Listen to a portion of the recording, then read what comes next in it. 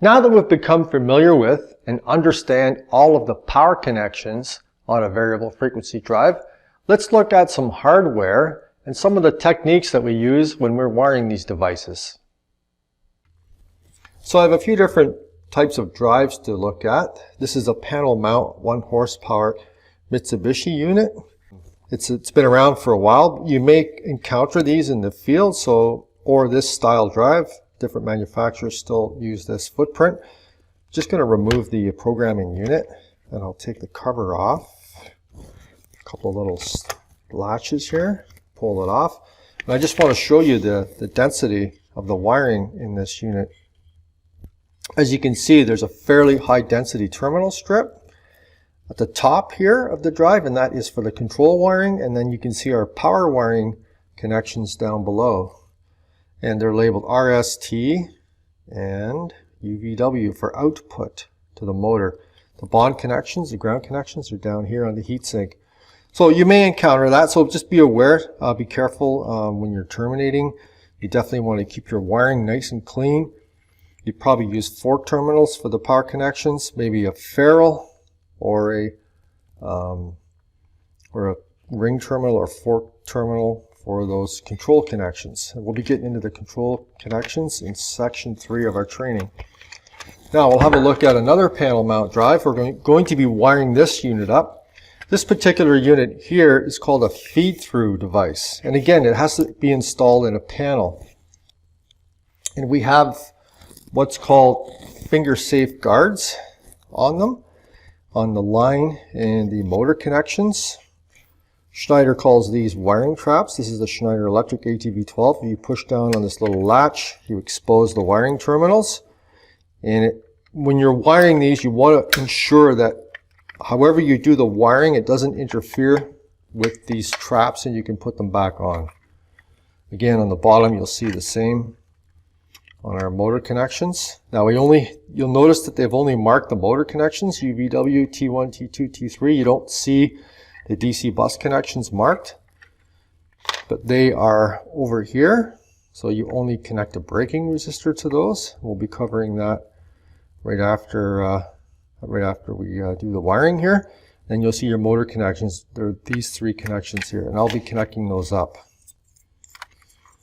So I'll put this back on. Make sure it's snapped in and covered, and then your bonds or ground connections are down on this plate.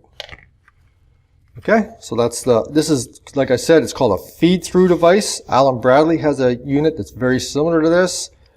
It's called the Allen Bradley Power Flex 4M or 4 Micro.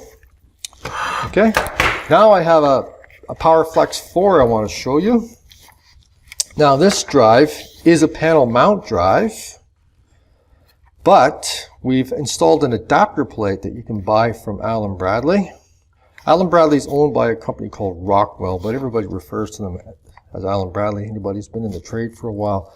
So with this unit, you can mount it on a vertical surface inside a building. It has a NEMA 1 rating, so it's not moisture proof or splash proof or wash down, but it provides protection. So you have 2 conduit fittings, one for the motor power, one for the line power, and then you have a 3rd fitting up here where my screwdriver is, and that is for your control power. Let's have a look at that. So if I take this cover off,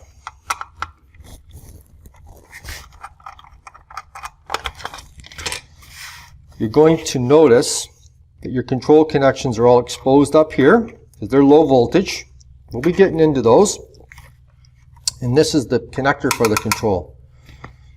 Okay, now if I take this cover off this plate, this NEMA 1 accessory plate that you add to the drive, it doesn't come with it.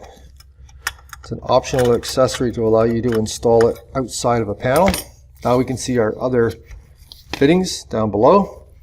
And then we have a wiring trap or a finger guard cover, and that's this cover right here. And you'll actually notice on that cover, I don't know if it'll come out or not, it says power and control. That's the strip length for the wires. It says wire strip length. You want to keep your wire strip length accurate. You don't want any exposed copper outside of your terminal if you can help it, your terminal connection. So I'm going to pop this cover off and expose the power connections. Now you can see your line connections. This is a single phase input unit. It's 240 volt single phase input. And you can see your output.